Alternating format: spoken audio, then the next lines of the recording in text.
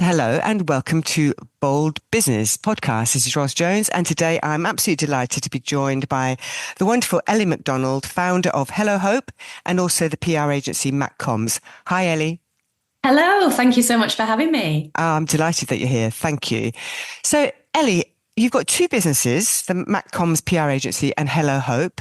I'm guessing that the PR agency started first. It did, yes. And well, so how did you set up, why did you set up your business? Have you always been in business, or was there something that spurred you to start your business? And then I want to ask you more about Hello Hope. Yeah, so I set up Matcoms almost 10 years ago now. It's my very first ever business. I'd worked in marketing and PR for a while, and without going into too much detail, I got a little bit frustrated and fed up of some poor employers. So I just decided to give it a go myself and see what would happen. And yeah, as they say, the rest is history. I've been running Matcoms for almost 10 years, and we've gone on to huge success promoting lots of startups, small businesses and charities. We've won tons of awards for our clients, for ourselves. I grew the business quite fast. And I started out with only £500 of my own savings, it quickly grew. But it was just a couple of years ago when I kind of thought I wanted a bit of a new challenge. And mental health and suicide in particular has always been something quite prevalent in my life. I sadly lost my dad to suicide when I was only 4 years old. I've struggled with my own poor mental health. I've supported other loved ones with theirs. And I was becoming a lot more involved on PR campaigns around mental health. And I was thinking this is something I want to be a bit more at the forefront of, and did some research and retrained and just thought, yeah, this is the key to prevention. I want to bring this to the masses and use my PR and marketing expertise to really help go on to save lives. So Hello Hope launched in May this year, 2024.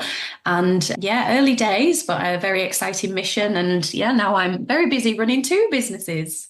Yeah, that's a great story. So isn't it, don't you think it's like quite spooky in a way, but just amazing how we're led down various journeys. So you had the Yeah, marketing PR agency, which really, I guess, was incredible training for you to be able to launch your newer business, which absolutely. presumably means a lot to you personally.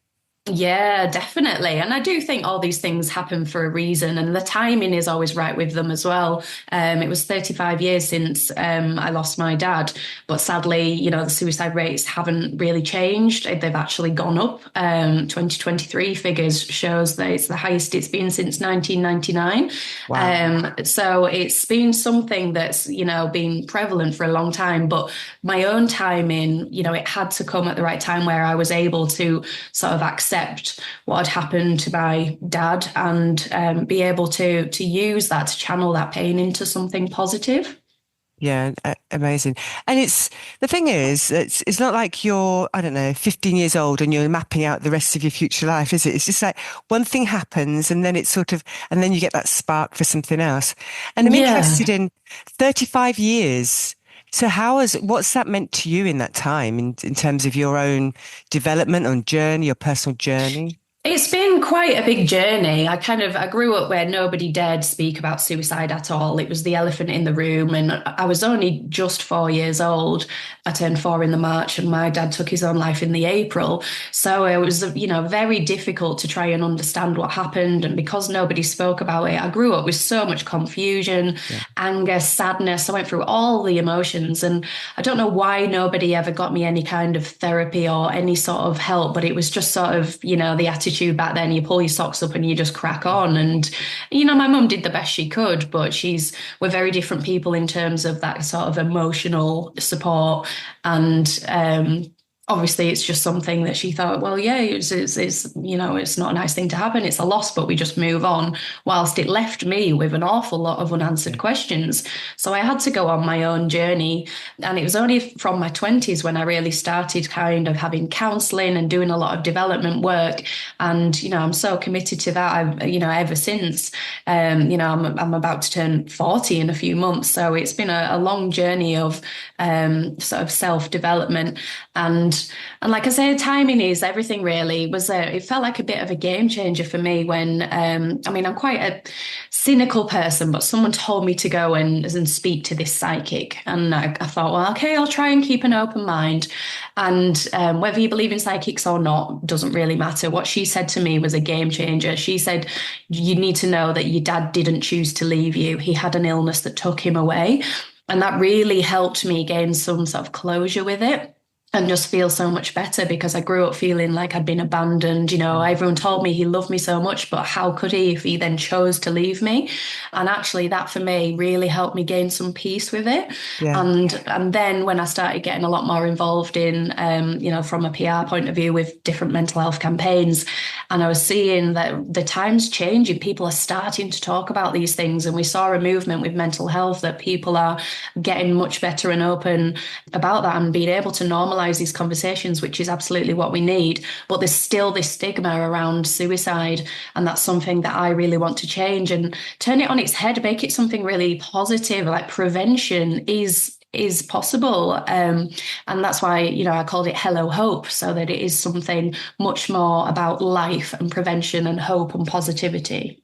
Yeah, that's great. And so tell us about Hello Hope. What's its vision, its mission? What do you do on a day-to-day basis? What's its aim? How do you help people?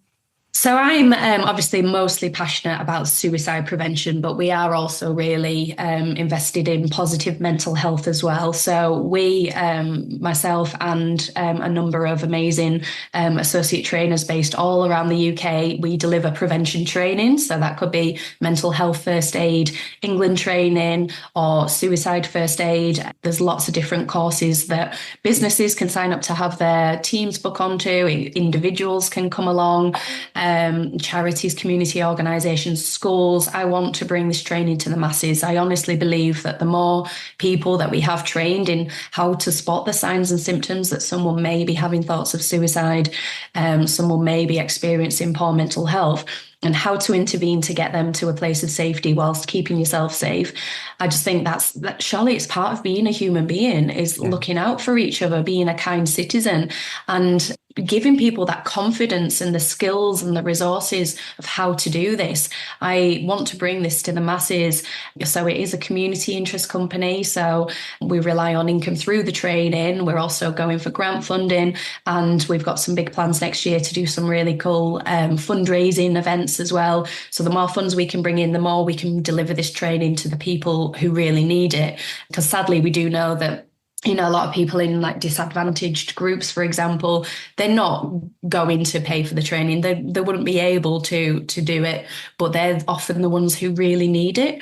So I'm hoping businesses and people get behind us to help us raise awareness, to raise funds, and we can deliver this training and also keep on increasing awareness and helping to reduce the stigma. So through talks and various activities. I've got my PR brain is working overdrive, like trying to come up with loads of exciting things that we're going to be getting involved in. And 2025 is set to be a really big, exciting year with some really cool plans.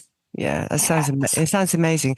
So you deliver the training to businesses, and so you get funds through that way, and that's a way of getting employers and people in employment to look out for each other, I guess. What about Yeah. in terms of people themselves? I guess the immediate market, to be talk about marketing, people who may be having suicidal thoughts. Do you actually get to work with them at all? How does that? No, Okay. no. So we're very much in the prevention Right. space, and Okay. there are lots of organisations and charities set up. So we've got all that information over on our website. If Yeah. anyone wants to have a look at hellohope.uk, there are, you know, there's organisations like Samaritan's Mind, Calm. You can text Shout. Anyone who is struggling, we're really keen to make sure people know the right places to go. But we're the kind of the bit before that, the Yeah. prevention side of it, because we know that if people are just told to ring a phone number, if they're really struggling, if they're really feeling in a hopeless place, they may well not do that. So it's about the person who's able to identify them. We Yeah. want to train up them so they know how to get that person support. They could offer to speak to the GP with them, or call one of these helplines themselves or let them know about the Hub of Hope, for example, a fantastic resource for anyone to go and search for, whether it's mental health support, suicide, or whatever it may be, and find local and national support organisations to them. So there are already lots of amazing charities and organisations set up for that. It's not perfect. There's, NHS waiting lists are huge. They're far too long. But this is why I just think we've all got the power within us to be able to support someone. So that's the bit that I'm really focused on. Yeah, good for you. The thing is, don't you find that sometimes when there's a big, we have these huge societal issues, and sometimes it can be easy to think, well, it's too big. There's nothing we can do. Leave it to the government. Those kind of thinking. Yeah. But we Well, can do it. that's why we're losing so many people, isn't it? And I'm not that kind of person. I think, be the change you want to see in the world. Yeah. I'm determined to do my best to try and make a difference as much as I can. And often it takes, it's usually those of us with lived experience that do go on to set up these charities and community interest companies to really try and make a positive difference. And I have identified things that I think really could genuinely help people and utilize my media and PR background to showcase stories of interventions of how somebody was feeling suicidal, but somebody else has been able to intervene and get them, even if it was just to pause for a moment, get them some support, get them to park those plans.